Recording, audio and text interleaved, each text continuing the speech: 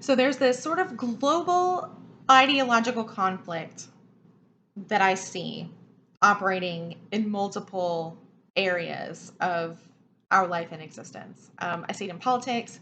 I see it in abuse and like healing communities. I see it in interpersonal relationships, even parenting. And it is the conflict between the idea of personal responsibility and help and support.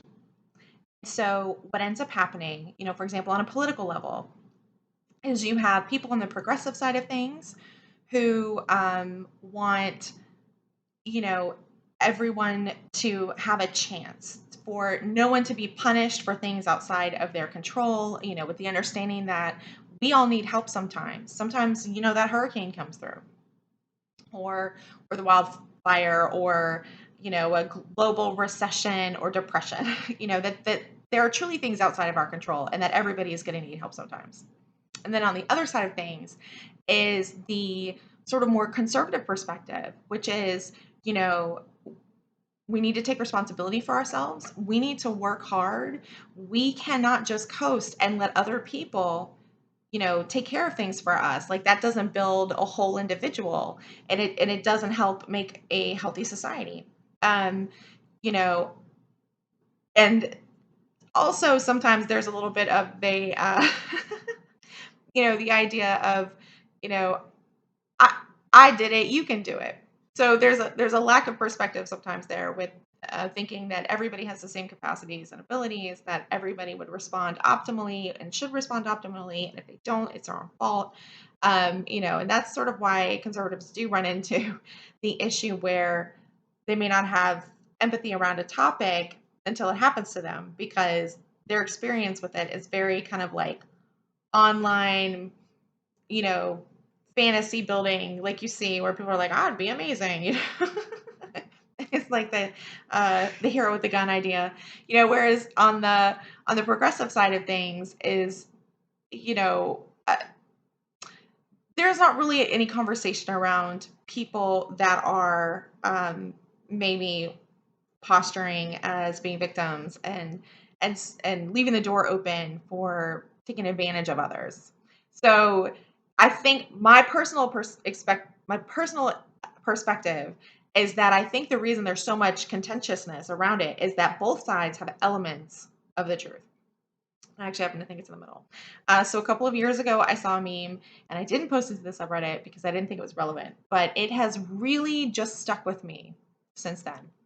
And it was in actually a romantic capacity. And it was talking about how a romantic relationship, isn't you've met your soulmate, you met the one, it is destined, two people are one soul, or you know, you found your you found your matching puzzle piece, and now things are perfect and complete.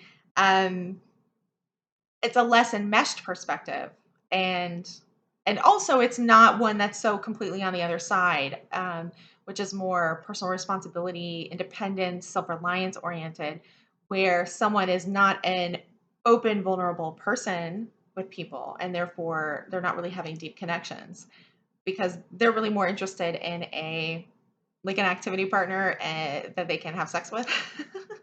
so, so that's not a partner that you're going to have a lot of emotional vulnerability with.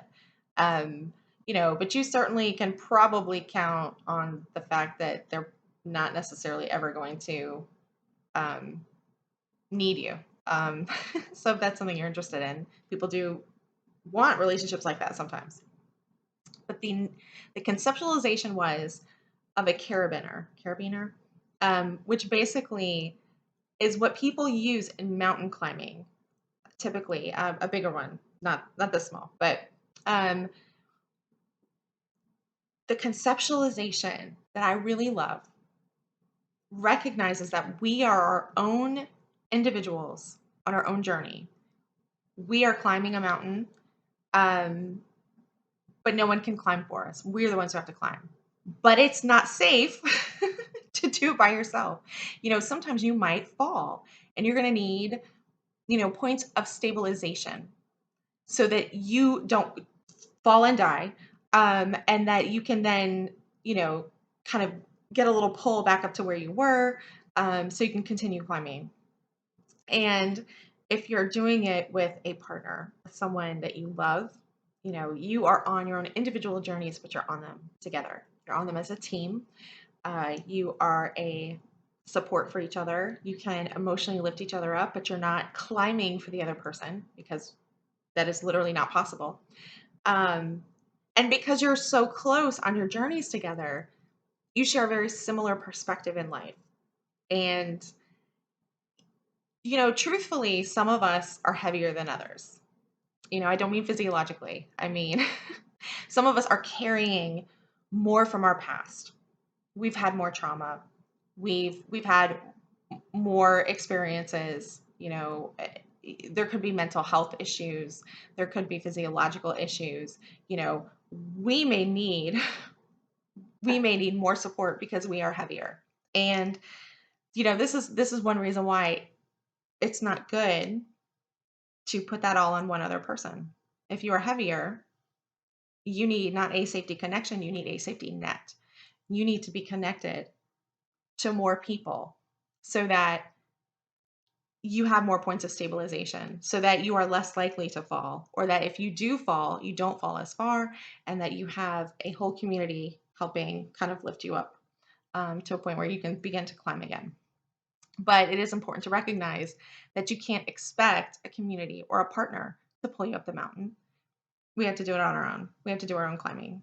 And truly, if you don't climb on your own anyway, you're not going to have a sense of um, you're not going to have a sense of accomplishment and achievement. You're going to feel somewhat empty inside. So people who are really wealthy, who aren't even climbing the mountain, who are like helicoptered to the top, and then they get up there and they're like, okay, I mean, I'm better, you know, look, I'm so far ahead of all of you guys. But if you don't do the work on your own, you're not going to value it. And you're also not going to be a whole complete person, right? Because the journey is what's important, not the end destination. So if you had that helicopter ride to the top of the mountain, you're ahead of everybody, positionally, but not in terms of your maturity and experience. So I am not making it sound as beautiful as it was. The meme was just absolutely the most touching thing, and I am making it sound um, very, I don't know, conceptual and intellectual.